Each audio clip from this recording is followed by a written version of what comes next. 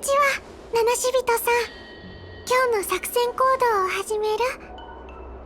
獣王子参加西洋逃亡事件特別処理行動隊、通称速記隊。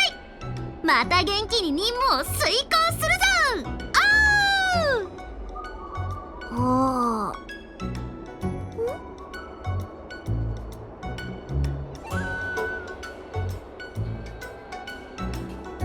求人にはそんなこと書いてなかったでしょ。ってそもそも求人なんか出してないけど。眠くて死にそう。そんなに元気いっぱいなんて、ケイちゃん一体どんな妙薬を飲んだの？フォロワー数がどんどん増えてくのを見てると興奮して眠れないんだよね。私には濃いコーヒーを飲むより効くんだ。ケイちゃんはそれが本業だからね。私は全然ダメ。目を閉じた瞬間、自分と白露様がぐるぐる回ってる夢を見て、自分が出陣するより疲れちゃった。スーちゃん、日中ずっと寝てたよね。妖魔退治は夜に勤務が始まるんだから、太陽が出てる間に寝るのは合理的でしょ？ああ、そうだ。私が睡魔に取りつかれたっていう体で寝床に封じて、あと60から100時間くらい寝かせてくれない？ほら、私を獣王子に引き渡したと思ってさ。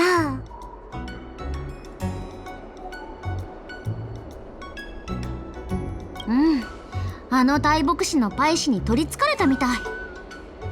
大牧師のパイ師？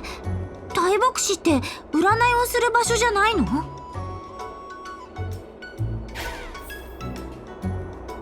この人だよ。ほら、この投稿を見て。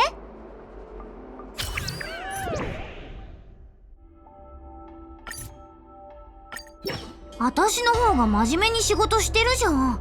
少なくともいつも通り遅刻なんて自信満々に書かないよ。師匠さん、変なところが気になるんだね。この投稿、内容がすごく変。太陽に取りつかれていたずらされてる時の状況に似てる。もし大牧師みたいな重要な部門まで太陽に占拠されたら大変なことになっちゃう。確かに静寂に連絡して出勤しないように言わないと。興味本位で危険区域に近づく人を出さないためにも周知の義務は果たさないと。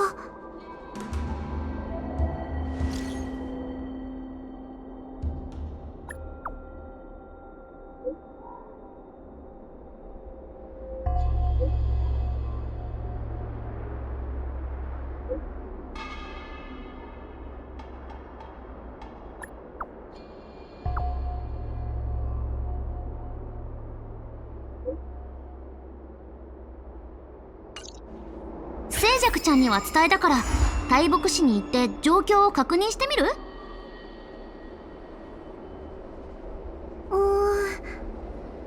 まずはフエンの様子を探りに行こ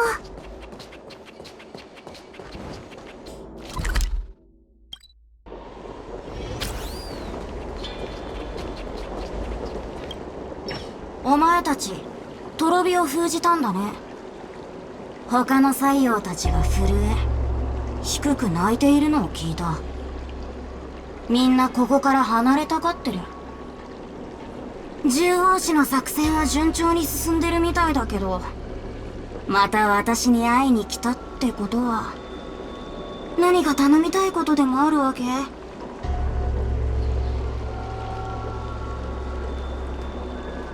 なたと将軍が約束した通り、私たちが一回勝ったら一つ質問に答えてもらえるんだよね。戦う前から勝つことが決まってるみたいに言わないで、おちびさん。尻尾の助けなしに採用を捕まえる仕事を引き受けるのは少し無理があるって思わない？心を開いて私を受け入れれば、私が尻尾の代わりに力を貸してあげる。本当に？もちろん。よかった。何が？あなたは私を全力で惑わそうとしてる。それはつまりあなたは戦いに勝つ自信がないってこと。勝算があるならとっくに私たちに牙を向いてた。そうだよね、フエン。じゃあ望み通り牙を向いてあげる。ケーゲンの駒どもめ。今回も私たちの勝ちだね。聞きたいことがあるなら聞けば？大牧師がある西洋に占拠されたみたいなの。何か知らない？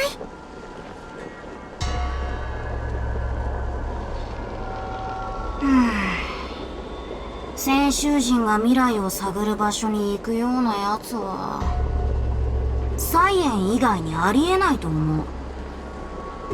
あいつは預言者の類につきまとうのが大好きだった。彼らと運命について話し合い、彼らが無作為と運命の狭間で苦しむところを見るのが大好きだったの。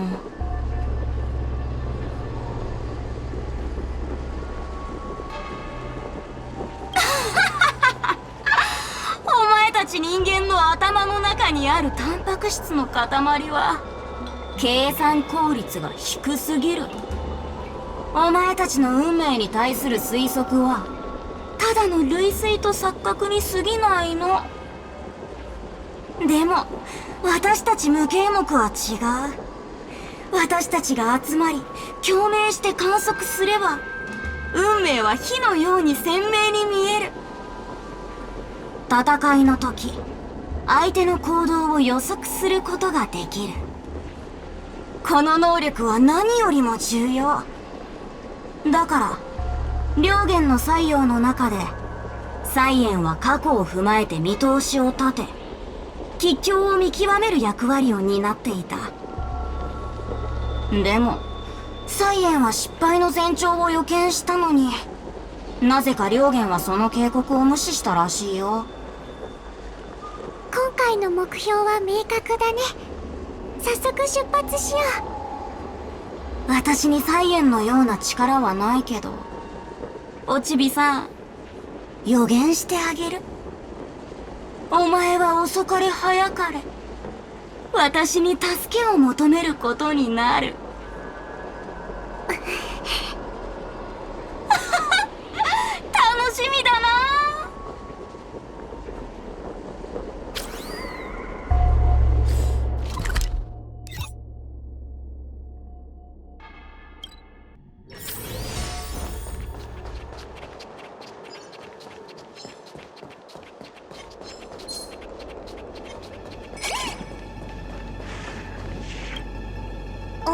う。来た。どうして獣王子の半眼も一緒なの？すごいおかしなことになってる。みんな何かつぶやいてるんだけど、下克上の準備でもしてるのかな。まさか私が無意識に悪いお手本になってたせい？静寂さんって想像力が豊かなんだね。でもこれは純粋な事故なの。ただ詳しく説明するとなると、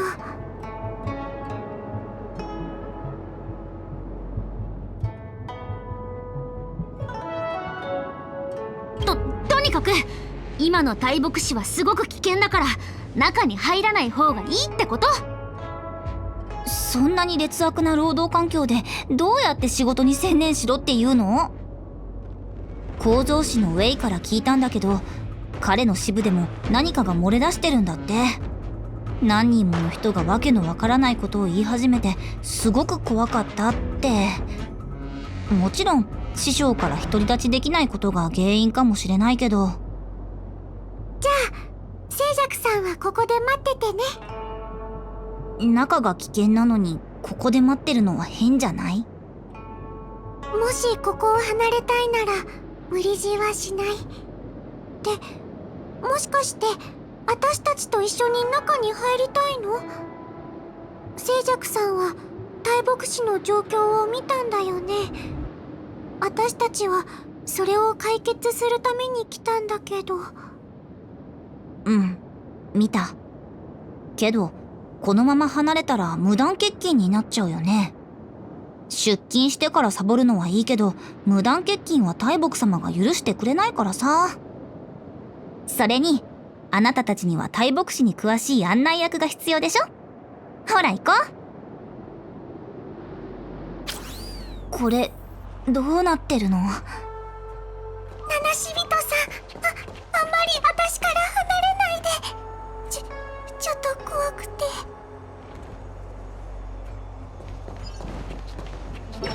この人たち何を見てるの？みんな大丈夫？道は常に一つしかないのです。牧さんに意味はない。休館の陣、なんでこんなことになってるの？見て、大木様が休館の陣の中心に立ってる。何をしてるのかな？何かブツブツつぶやいてる様子からして航路や未来を計算してるんだと思うけど、でも休館の陣は少しも動いてない。おかしい、すごくおかしいよ。太陽、あなたたちが言っていた危険のこと？本で読んだことがある。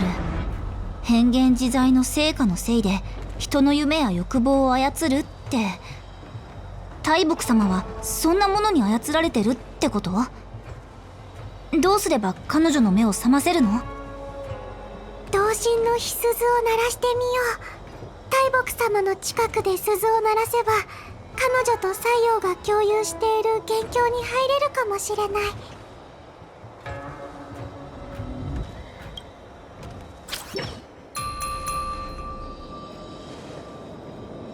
静かに。大牧師で騒ぐでない。目が覚めたんですね、大木様。それとも今はサイエンって呼んだ方がいい？お前たちが我をどう呼ぶかなど重要ではない。不言だろうがサイエンだろうが大牧師唯一の主であることに違いはないのだから。目下占いは正念場を迎えている。他者の邪魔は許されない。獣王氏の半眼だろうと請求列車の客人だろうとここに立ち入ってはならん。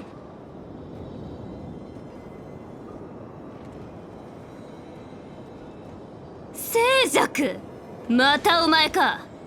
お前が部外者を連れ込んだのだな。お前、我が日頃から立てている規則を無視する気か。静寂、お前はクビだ。首？それって。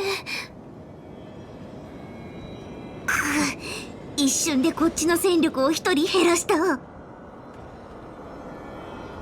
最高じゃん私も就業時間内に遊んでるのはみっともないと思ってたんだよね。パイを打ちながら大牧師の給料をもらうのはなんていうか、あれ、なんて言うんだっけ。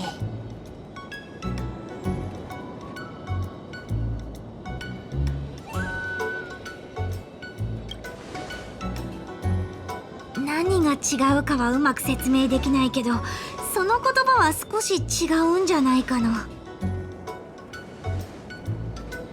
正解は命の無駄遣い。背中を押してくれてありがとうございます、大木様。あなたも私の才能をここに埋もれさせるべきではないと思ってるなら、私も何とかして変わらないといけませんね。でもその前に大牧師が直面している面倒事を解決するためにこの人たちを手伝わないといけません。さもないと同僚たちに逃げたからクビにされたんだって思われちゃいますから。さーて、これから何をすればいい？ねえ、かっこいいセリフを言うことに気を取られてたけど、どうすれば大木様を暴走状態から解放できるの？私にもわからない。あの作用は私たちを迷宮に捕らえるつもりも攻撃するつもりもないみたいで。暴走状態？我は冷静だ。むしろ過去にこれほど冷静だったことはない。今から我は全身全霊をもって専修同盟の定められた未来を計算する。そしてその未来を天下に伝え、人々が寸分の迷いもなく生きていけるようにするのだ。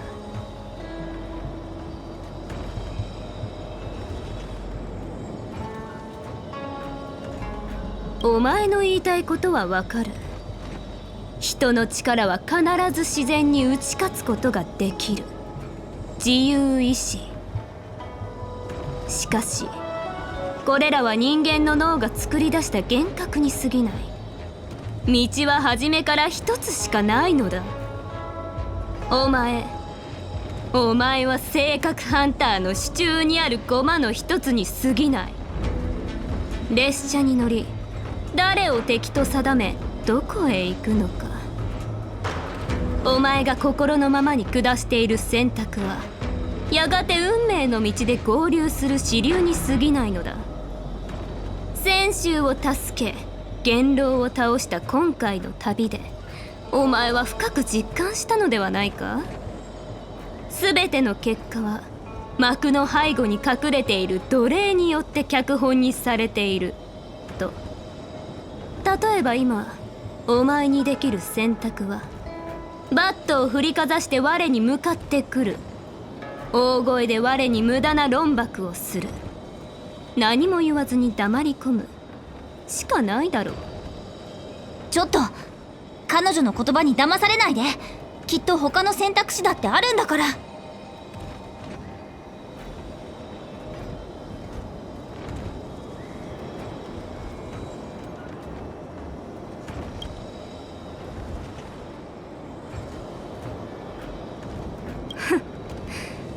よく考えてからまた我に会いに来るといい。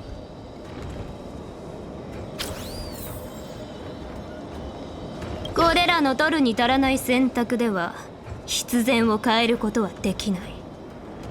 それでも納得できないというのなら我が運命とは何かを見せてやろう。人の頭でも理解できる方法でな。なら我についてくるがいい。ここは？これは私たちが陣形しろって呼んでるサバンで、大牧師の人が演繹したり頭を鍛えたりするためのものだよ。でもどうして私たちをここに連れてきたの？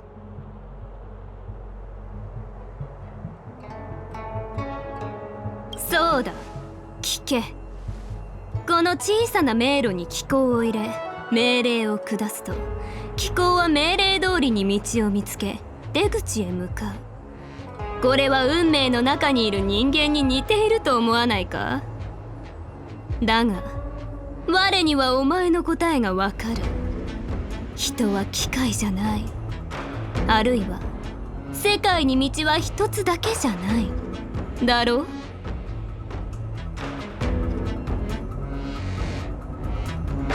我らはより複雑になっただけの機械と変わらない。この迷宮にいる機構と同じで多くの選択肢を見ることはできない。最短の経路に沿って唯一の道を行くしかないのだ。さあ始めよう。機構をサバンの出口まで導くのだ。お前たちがどうやって運命を選ぶのか我に見せてくれ。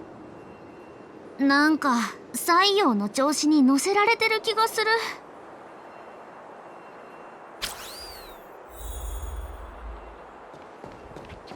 さあ始めよう。機構をサバンの出口まで導くのだ。お前たちがどうやって運命を選ぶのか我に見せてくれ。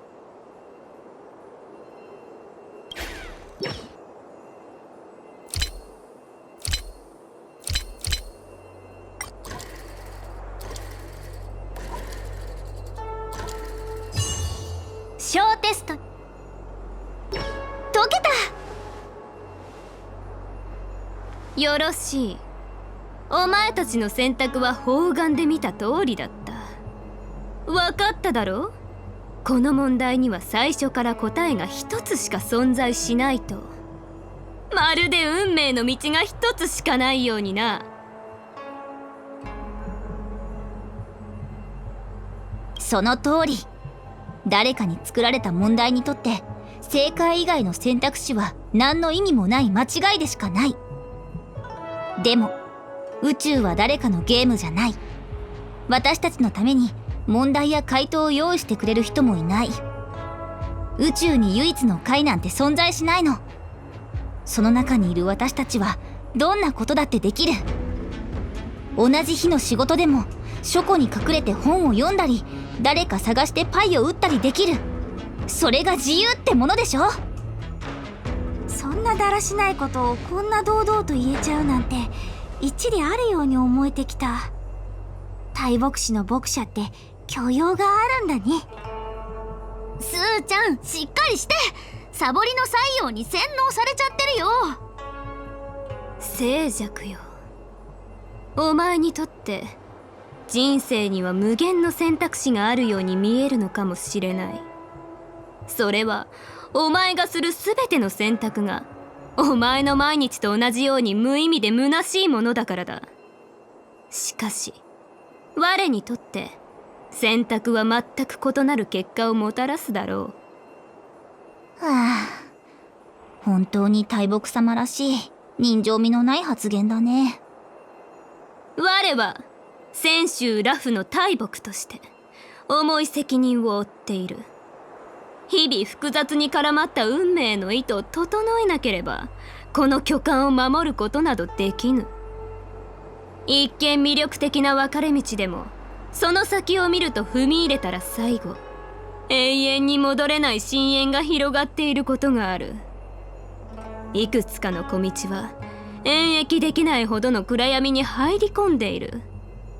そして結局のところ我は気づいたのだ。我らに選択肢などないのだと。怪人と苦渋に満ちていたとしても唯一の道を進み最適解に向かって走るしかない。道は常に一つしかないのだ。どうしよう。なんか説得できる気がしない。もっと複雑なサバンにしてみるのはどう？どれだけ長くこのゲームで遊ぼうがどんな手を使おうが喜んで付き合おう。静寂さん？お前たちの自由意志で気候をサバンから連れ出してみせろ。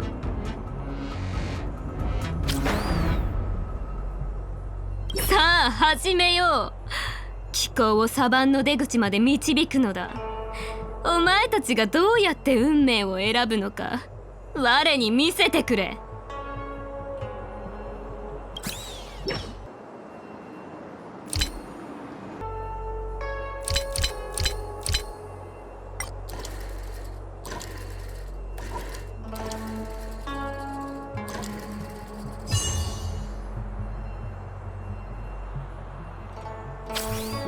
今回のサバン、道は少し変わってたけど前回と同じくらい簡単だったね。大牧様、きっとこう言うんじゃないかな。運命の道は一つしかない。お前の選択はとっくに定められた唯一の答えなのである。私はそうは思わないな。大牧様、このサバンをリセットしてもう一度最初から始めない？また最初から？今のサバンの道を変えずにか。あと1万回試そうと結末は決まっている。道は一つしかないのだから。わかった。静寂、お前は本当に面白い子だな。静寂ちゃん、さっきこっそり計算してみたんだけど、この問題確かに答えは一つしかないみたい。これはサイエンが設定した謎解きだからどうしようもないよ。二つ目の解き方なんて存在しない。私たちがサイエンの運命ゲームにこだわってる限り勝つことはできないと思う。二つ目の選択肢はある。みんな、選択肢は永遠に存在するんだよ。七死人さんからも何か言ってくれないかな。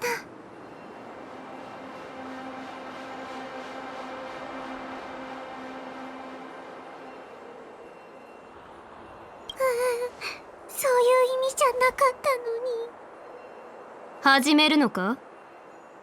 このサバンには当然二つ目の解き方がある。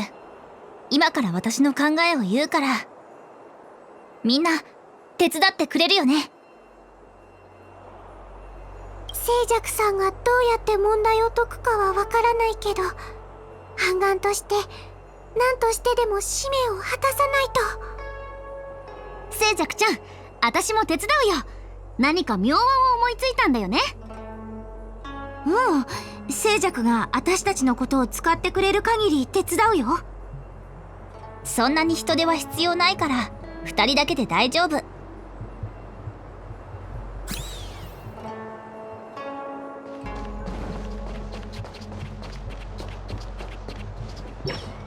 ねえ、サバンに入ってあっちのあの場所に立ってくれる？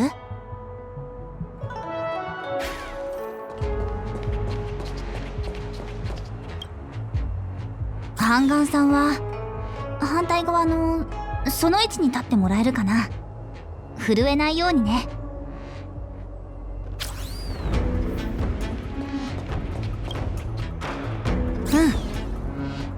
よし、これで2つ目の道が現れた。さあ始めよう。気候をサバンの出口まで導くのだ。お前たちがどうやって運命を選ぶのか我に見せてくれ。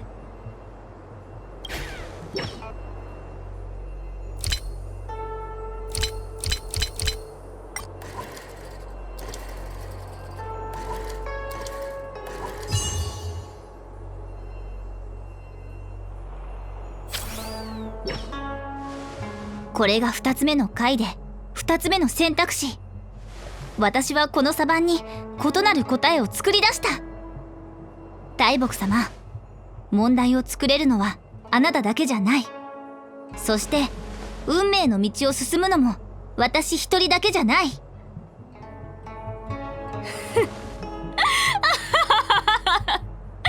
人を呼んで助けてもらえば第二の道を作れると思ったのか？お前のそれは概念をすり替えているだけだ。このような道を我は数千数万と編み出すことができる。しかしそれらも結局は同じ終点にたどり着く。このような選択に何の意味があるというのだ。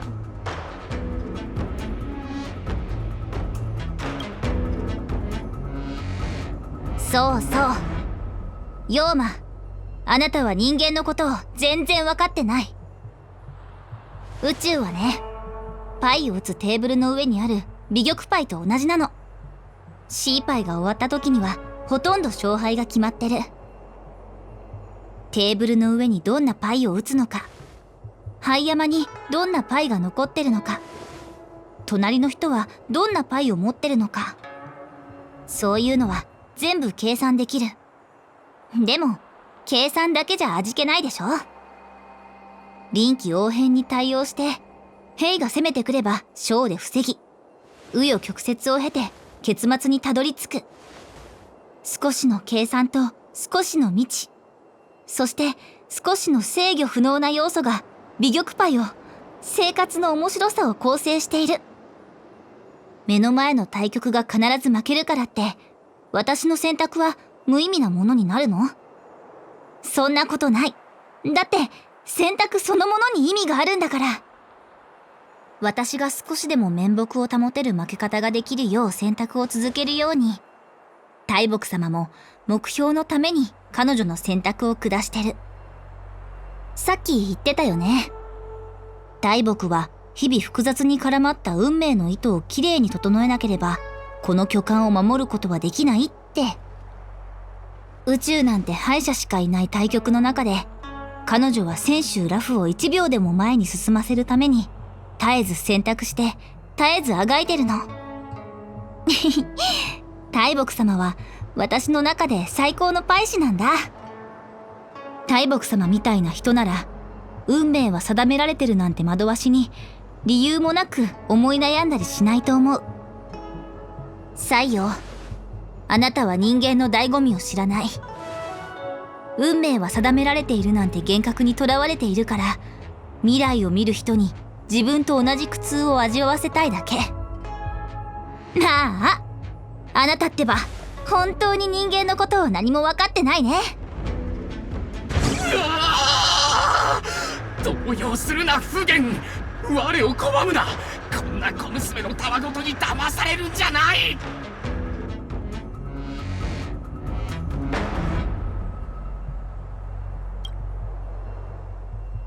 サイエン、大木様から離れなさい。大丈夫ですか？大丈夫。少し頭が痛むだけ。西洋に取りつかれると具合が悪くなりますよね。でも丹薬を飲めば大丈夫だと思います。この火の塊がサイエン？大した力はないのに、取りつかれると果てしない絶望に襲われるのよね。早く我を暗闇の中に。見えたぞ。お前たちは我を監獄に入れる。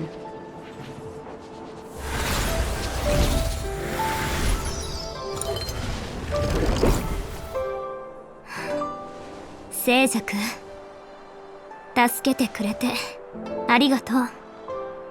気にしないでください、大木様。そうだ、さっき西洋に取りつかれてた時、私をクビにするって言ってましたけど、あれは本気ですよね。これから書面で通知して一方的に解雇してもらえますか？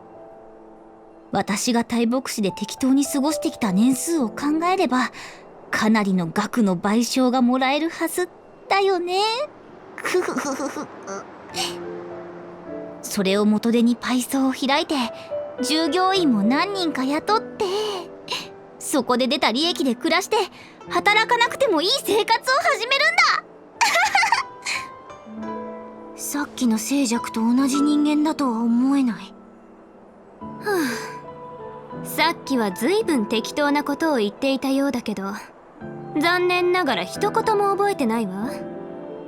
ところで静寂、ここで何をしているのかしら。今は書庫で働いている時間でしょ？大木様は約束を守る人なのに、言ったことを取り消しちゃっていいんですか？もちろん。人生にはいつも選択肢があるって、お前が教えてくれたんじゃない。押し切れなかったか。大木様は少し休んでいてください。私はサボじゃなくて仕事に戻りますから。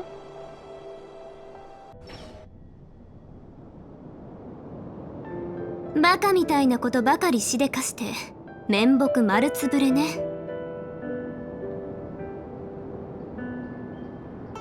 ええ、私だけが負傷する運命は達成されたわ。西洋は人の弱みにつけ込むのが得意だから。弱みは誰にでもありますから、これは不言様のせいじゃありません。そうそう、不言様は被害者なんだから、自分を責めたりしないの。お前たちの協力には心から感謝しているわ。大牧師は思わぬ災難に見舞われた。私は全体の指揮を取らないといけないから、失礼かもしれないけど見送りは遠慮させてもらうわね。ちょっと待って、あと一つだけ用があるの。何かしら。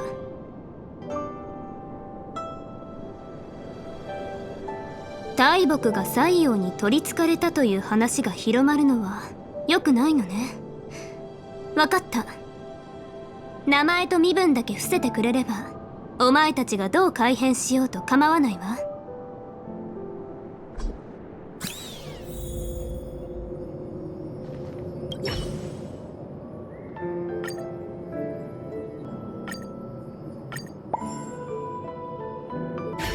私にはまだ仕事がたくさんあるから申し訳ないのだけど、今日のお礼はまた後日にさせてちょうだい。じゃあ私たちは邪魔にならないように行こう。これから水炎でサイエンを封印しないと。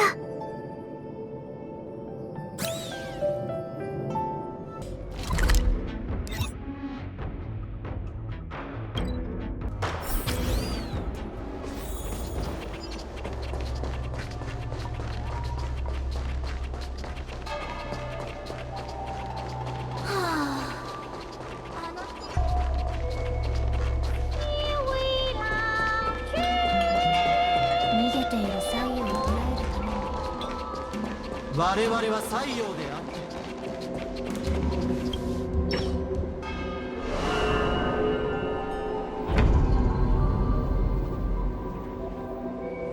て君たちの作戦は順調に進んでいるようだね。ラフ雑書でいろいろな怪異物語を読んでいるが、実に面白い。駅に優れたものは占わずと言われている。長年泉州の吉凶を占っていると、どうしても心に魔がすくい、西洋に付け入る隙を与えてしまうんだ。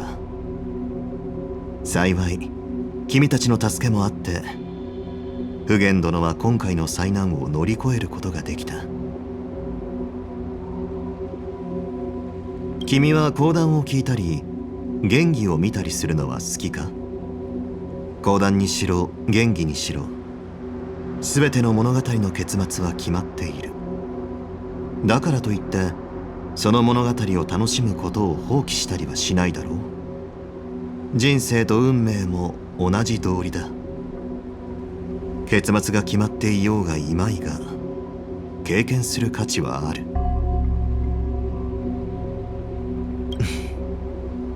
ああ、カンア殿が妖魔鎮めの塔で君たちを待っている。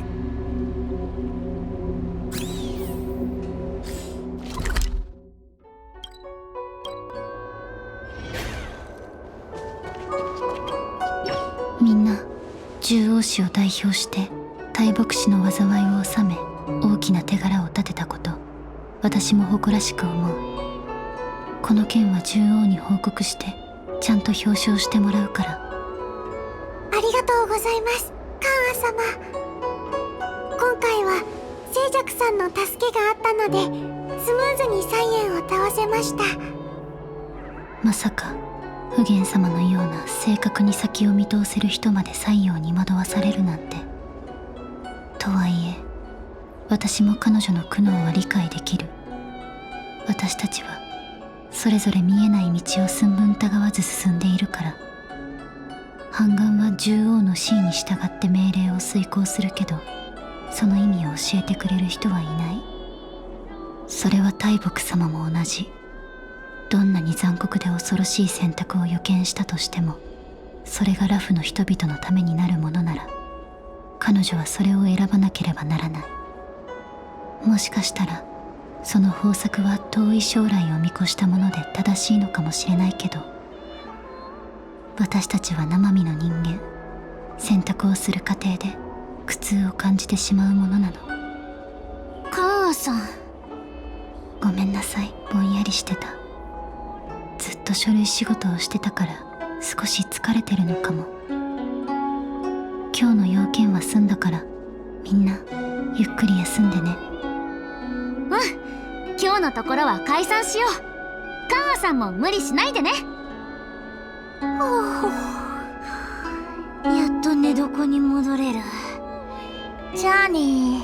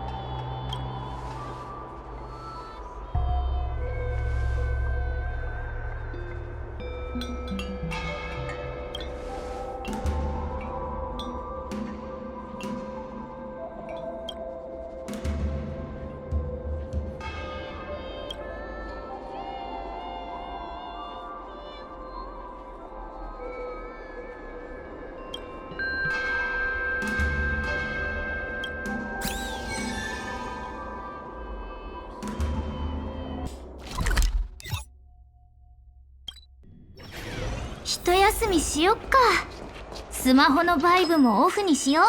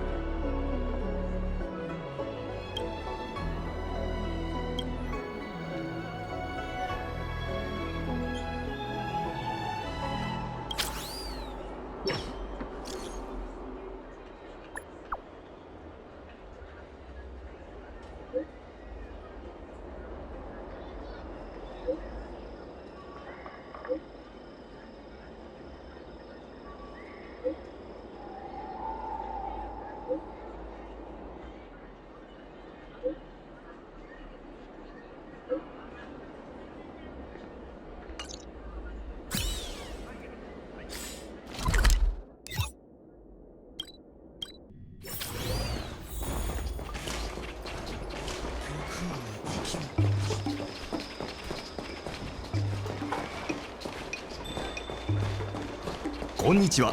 フィットネス武術に興味はありませんか？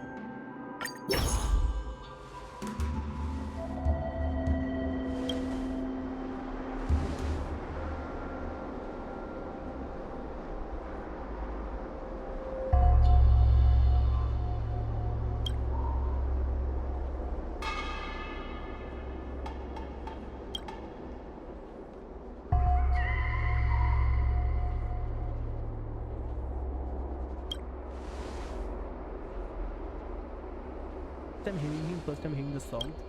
Yeah, one of my moderators who's from Thailand suggested me.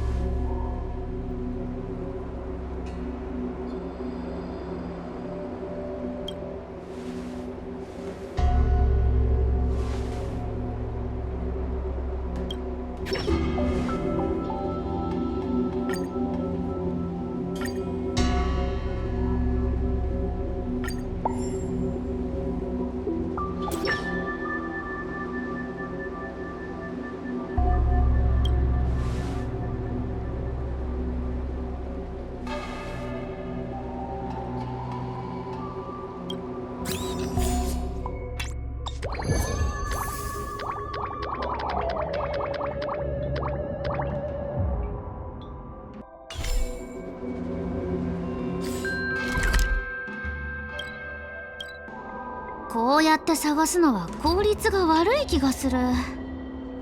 触覚のアッキーが食事どころに押し入り暴飲暴食、体重の倍の量を平らげる。これ尻尾の仕業だったりしないかな。尻尾ならやりそう。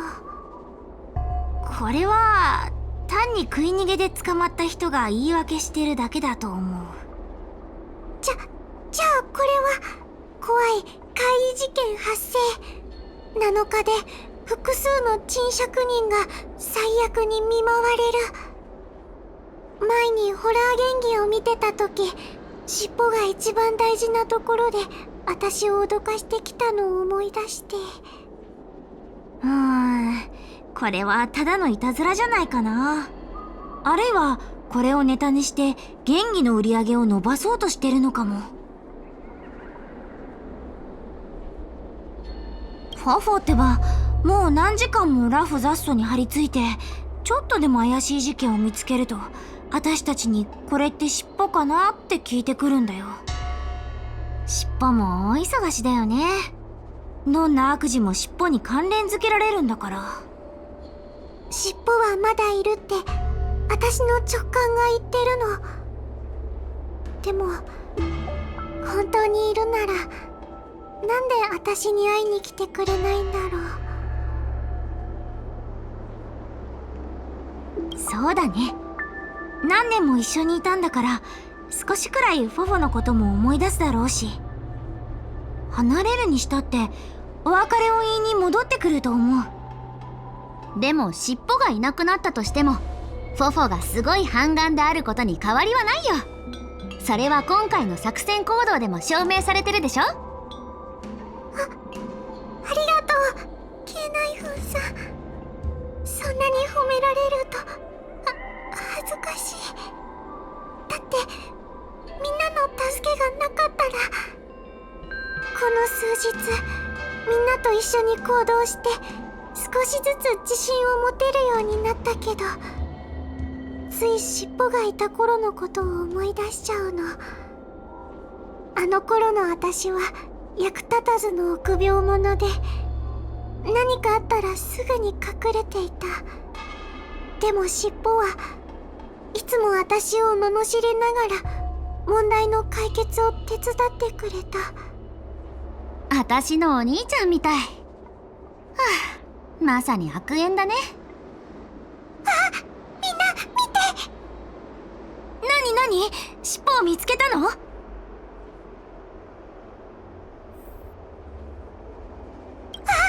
みんな見て。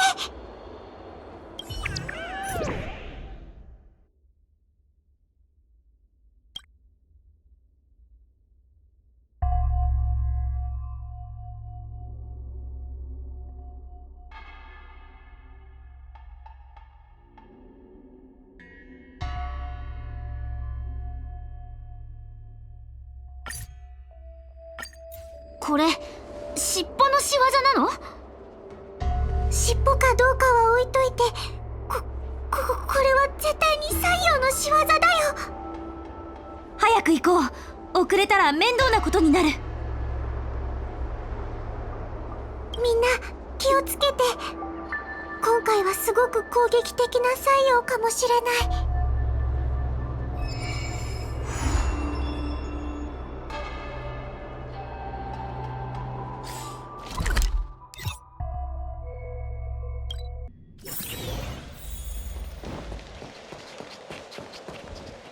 兄弟、少し落ち着け。さっきある技を習得したんだ。その技でお前の命を終わらせてやる。関係のないものは近づくな。ここは危険だ。私たちは関係のないものじゃないよね、半眼様。君は師匠、それに半眼。君なんで獣王種の人間と一緒にいるんだ？説明すると長くなるし疲れるから、とりあえず目の前の問題をどうにかしよう。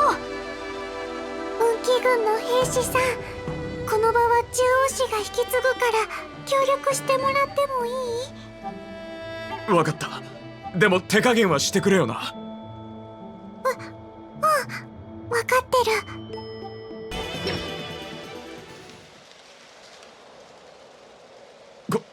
こいつ大丈夫なのか？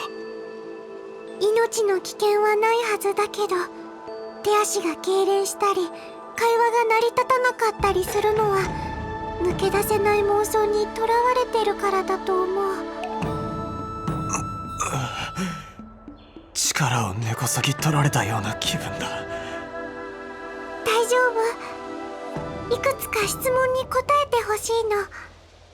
自分の身に何が起こったか覚えてる？ぼんやり覚えてるような。ちょっと待ってくれ。今日は探偵士に意味物が出たっていう報告が入って、隊長にそれを相当するよう命じられたんだ。でもその後のことはまるで夢を見てたみたいにおかしかった。俺の武器が急に喋り出したと思ったら、俺に武芸の指南を始めて、俺の技は見かけ倒しで力の無駄遣いだから、力を抜けば代わりに武器を振るって敵を倒してやるって言われて。なんで母さんと同じじゃなくて、やっぱりこの件は西洋が関係してたんだね。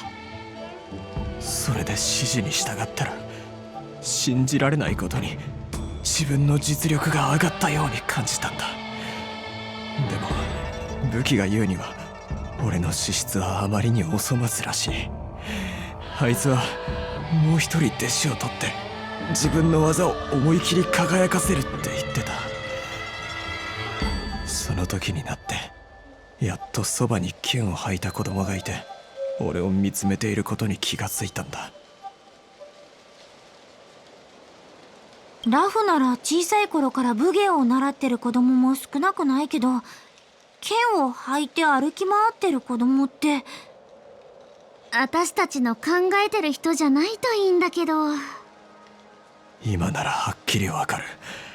あの子供は将軍の拘束元凶だ。いっそのこと当てが外れてた方がマシだった。俺は自分の刀に言われたことを不満に思って、そうしたら気づいた時にはもう元凶に手を出してたんだ。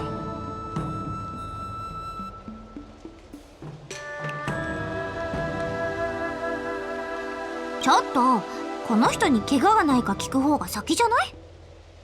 ただその時奇妙な光景を見た。元凶が自分の持ってる剣と話をしてたんだ。それから振り返ることなくここを離れて、そして俺の武器は二度と喋らなかった。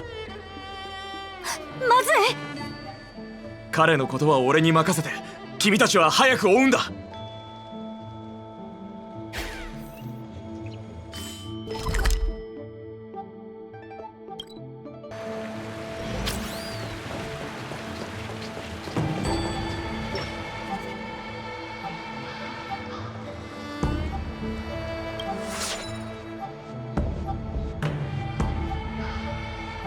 元凶の武器は構造師が作った名品で、持ち主に呼応するらしいの。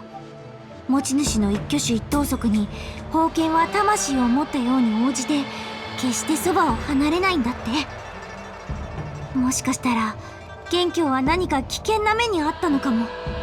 だから剣が飛び出して誰かに知らせようとしてるんじゃないかな。危険な目。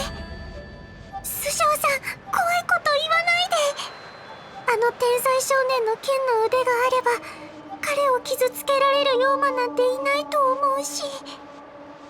さあ、それはどうだろう。西洋みたいな変なものはどんなに鋭い剣でも切れないからね。ちょっと言おうかどうか迷ってることがあるんだけど。不吉な話ならやめて。さっきの運気軍が遭遇したことから考えると、危険な目に遭うのは多分元凶じゃなくて、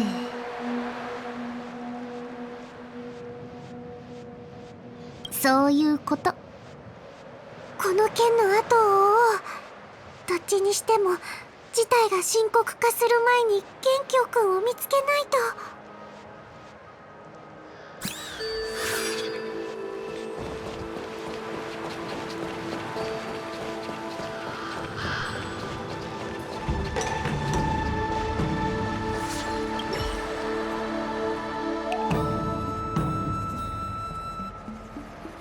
完全に暴走する前に早く彼に追いつかないと。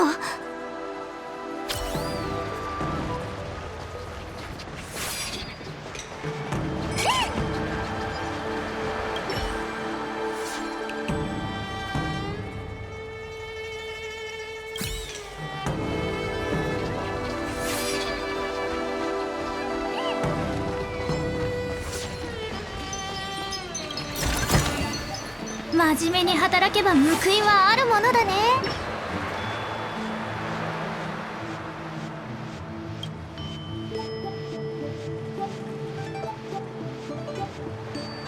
ここは気流台に向かう私が。剣の様子からして元気くんは気流台にいるんだと思う。本当にこのまま無鉄砲に飛び込んでいくつもり？西洋に取りつかれてなくても元凶は運気軍一の剣士なんだよ。すーちゃん怖いの？でも今回の西洋は今までのと違ってかなり凶暴みたいだし、私も怖くなってきたかも。変なこと言わないで。私は歩き始めた時から母さんの剣の訓練を受けてるの。将軍の愛弟子には及ばないけど、戦いにおじけづいたりしたら運気軍の名とカデンの剣に泥を塗ることになっちゃう。でも確かに少しだけ怖いかも。元凶に取り付いた西洋がその凶暴さを発揮したりしたらみんなを守りきれないかもしれない。今回の獣王氏の作戦が始まってから将軍様はずっと陰で私たちを支えてくれてた。今度は私たちが報いる番だよ。そうじゃなくても私は反乱として西洋に体を奪われた彼に将来後悔するような大きな過ちを犯させるわけにはいかない。師匠さん、慶内粉さん、七死人さん、私に力を貸して。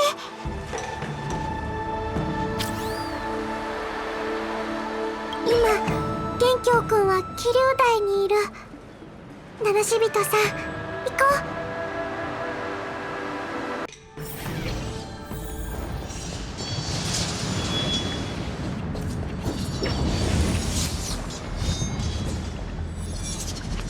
どうして気流台にこんなにたくさんの剣が？絶対西洋が生み出した幻覚でしょう。今ここで鈴を鳴らして囚われてる元凶と話ができるかどうか試してみない？幻覚？君たちにも見えるなら君たちも元凶に落ちたってことじゃないの？慌てる必要はないよ。僕からすればこの剣人はまさに宝物庫だ。顔を上げて適当な剣を見るだけで僕が学んできた技よりはるかに多い数千もの技が尽きることなく披露される。何よりこの西洋はさらなる高みを求める人を拒まない。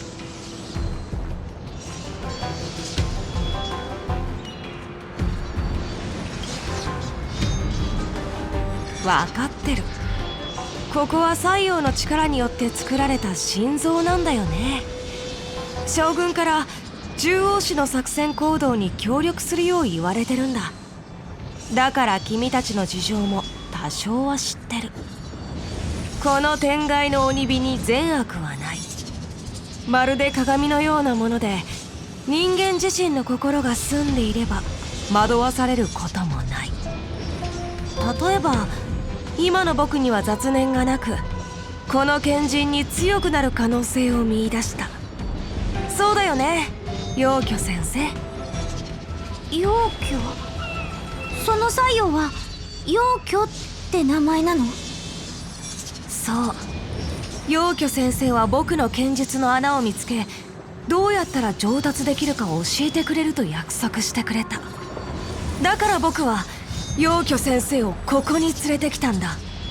ここは僕が何度も挫折を味わった場所だからね。少年よ、俺がいれば全てが変わる。陰月の竜尊だろうと、あの性格ハンターだろうと、貴様に技を伝えた女だろうと、俺の教えを受ければ貴様は奴らをはるかに超える無限の功績を手に入れることができるだろう。あの人たちをはるかに超える無限の功績。君たちいいところに来てくれたね。僕は賢人から少し学びを得たばかりなんだ。君たちを砥石としてその鋭さを試してみるとしよう。剣での戦いは誠意を持って挑むもの。みんな全力を尽くしてね。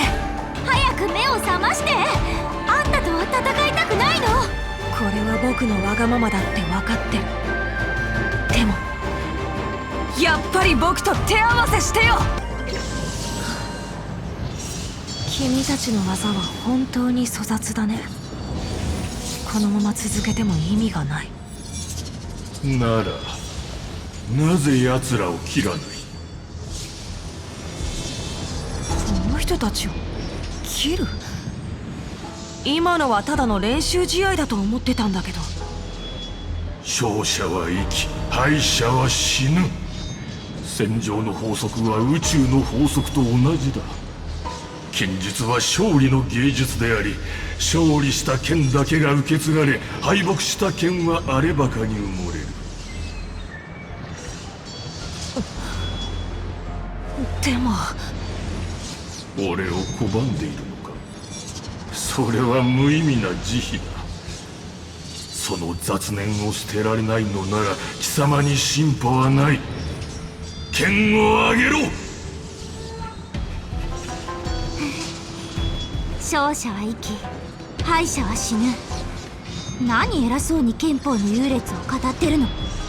ただ人を駒として好き勝手に使って他人を利用して殺意を満たしたいだけの悪者じゃん。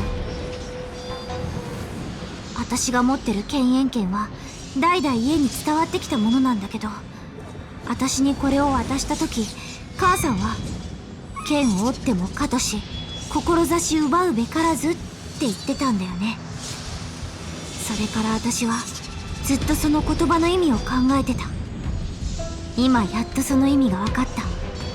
母さんはきっと剣は折ってもいいけど志を奪ってはいけないって言いたかったんだと思う。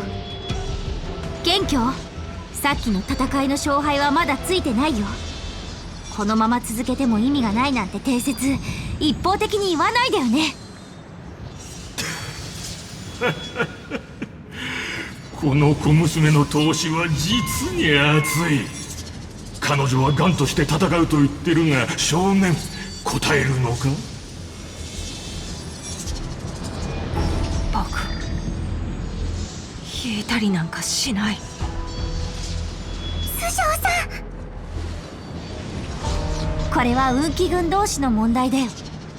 負けてもいいけど仲間を見捨てて運気軍に恥をかかせるなんて私の剣に顔向けできないでしょ。あんまり長くは持ちこたえられないと思う。早く将軍を探してきて。彼が来るまで絶対に倒れたりなんかしないから。スーちゃん、ああもうスーちゃんってば、なんてバカなことを。でもスーちゃんが元気をの前に立ちはだかった時の背中、本当にかっこよかった。メイさんの情報によると将軍様は水煙で油を売ってるみたい。早く行って将軍様を探さないと。元凶くんの目を覚まさせることができるのはきっと将軍様だけだもんね。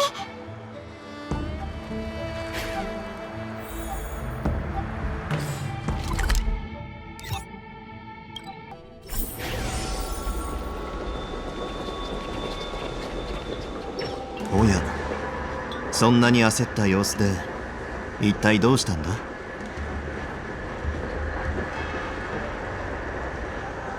憲法を教えることで人の心を揺さぶる作用。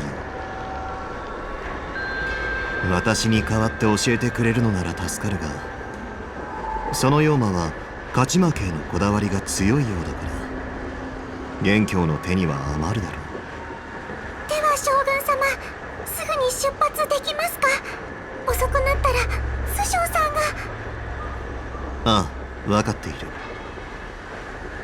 だがその前に盗み聞きしているフエンに質問したい。君は妖気を知っているんじゃないか？もちろん。あいつは両元の部を司ってた。そして私たち断片の中で一番好戦的なやつでもある。それでその元凶って剣客は何者なの？私の弟子だ。お前から悲しみの匂いがする。ああ、わかった。無能な弟子を助けるために師匠自ら戦わざるを得ないんだ。ああ、妖気が羨ましい。君は悲しみの味を知っていてもなぜ悲しいのかはわからないらしい。弟子が勝敗に執着して判断を誤った。これは師として私の落ち度であり、私が悲しんでいる原因でもある。ここで余裕のあるふりなんかしない方がいい。妖気は殺傷性がすごく高いから、一度刺激されたら血のつながった家族すら意に介さなくなる。ましてや師匠なんて言うまでもない。早く行けば師との殺し合いの邪魔はしないから。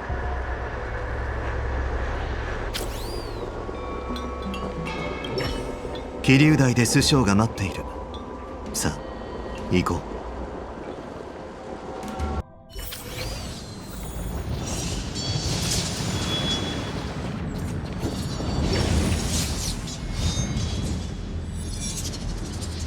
新作府の行栄も大したことないね。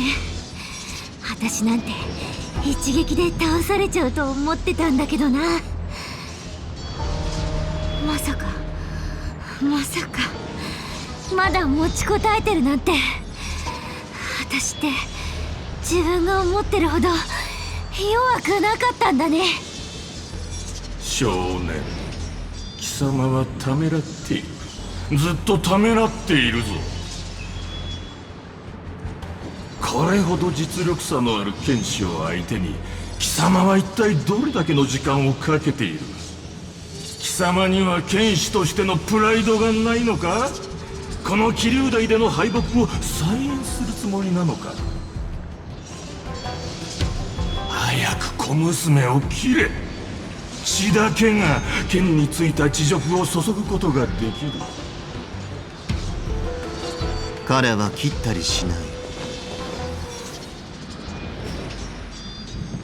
将軍。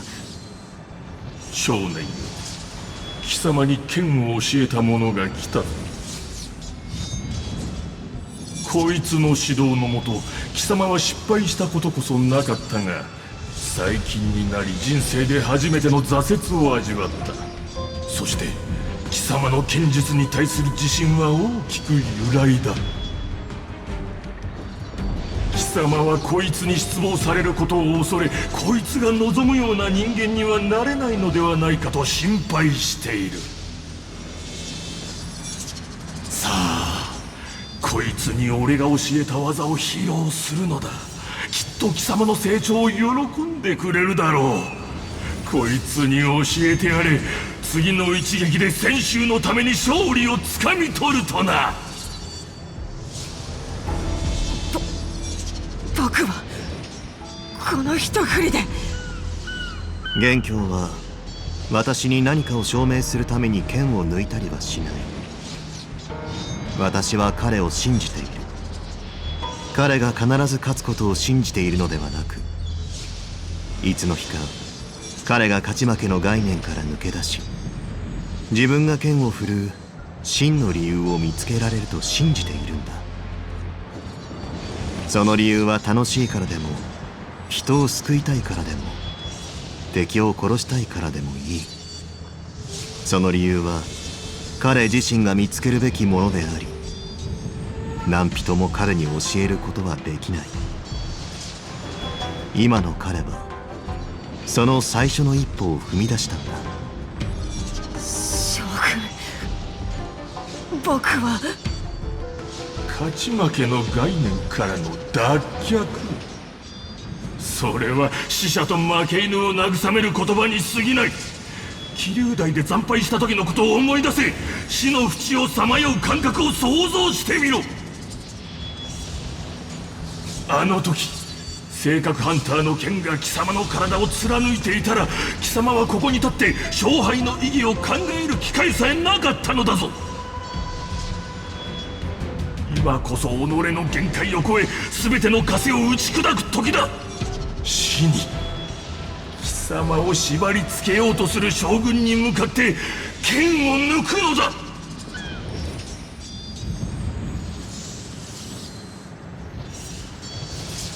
将軍、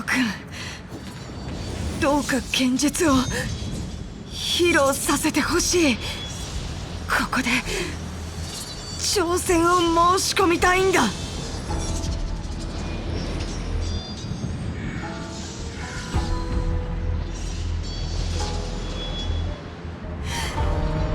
陽巨先生、僕はこの剣人と先生に挑戦を申し込む。俺の苦心を無駄にしたな小僧。貴様の功績は本来無限だったというのに、残念なことに貴様には無駄な思考が多すぎる。だがそれも重要ではない。俺は貴様を指導しながらその一挙一動を把握した。貴様が俺に挑戦するというのならもちろん応じてやる。貴様の技を使い最後の授業をしてやろう。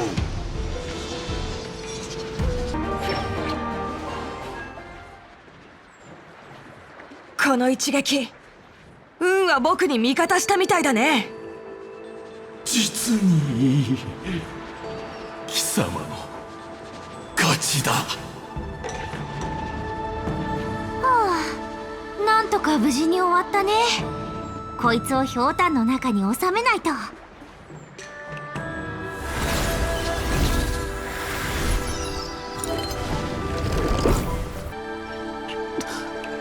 将軍、君はよくやってくれた。私も年だから感情を煽るような話はやめておこう。それでも僕を幻の中から助け出してくれたみんなに感謝しないと。特に師匠。もう西洋に取りつかれた人ってなんでみんな謝るのが大好きなんだろう。みんなは被害者で、悪いのはあちこち好き勝手に逃げ回ってるやつらなのに。むしろ私と戦う時に抵抗してくれたり手加減してくれたりしてありがとう。でももしかしたら最近私の腕が急に上がったってことはないかな。3人ともそう思わないねうんうん。起きてる時のスーちゃんはすっごく頼りになるよ。いけない、ラフの定法の一面広告欄を買ってしっかり自慢しないと。みんな私をこき下ろすのが日課になってない？この件についてどのようにラフ雑書に載せるつもりなんだ？新作譜に関わることだから、できれば。それについては彼と相談させてほしいな。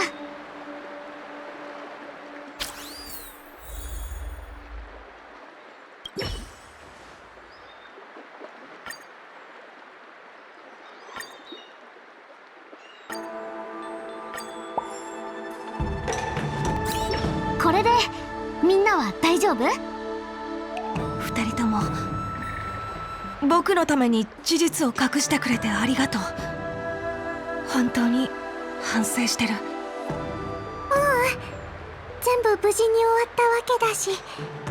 でもこれ以上長引かせるのは良くないから、早く戻って西洋を速慶大蛇陣に封じよう。この西洋の危険性を考えると逃げられないか心配で。では私と元凶は先に失礼するとしよう。じゃあ私たちも行こう。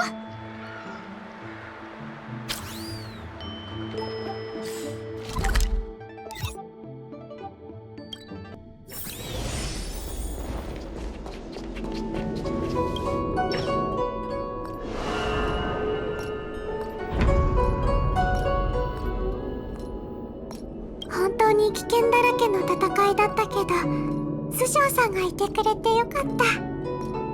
自分の実力は私が一番よくわかってる。もし元凶が西洋の誘惑に抵抗してくれなかったら、みんなが助けを呼んでくるまで持ちこたえられなかったと思う。それ私も不思議に思ってた。助けを呼びに行かせるなら一人で十分だったよね。あの状況なら彼みたいな戦力を残して手を貸してもらうべきだったんじゃない？ちょっと恥ずかしいんだけど、あの時は頭に血が上ってそこまで考えられなかったんだよね。すーちゃんってば呆れた。そんなに頭に血が上りやすいなら一度探偵して見てもらった方がいいよ。これも3人を守るためじゃん。フォフォは誰かが守ってあげないとだし、ケイちゃんは一般人だし、危険なことをさせるわけにはいかない。それに彼に至っては新作府の貴賓だもん。何かあったら外交問題になっちゃうでしょ。必死に考えて結局私が残るのが一番いいと思ったの。尻尾がいたらみんなの足を引っ張ることもなかったのに。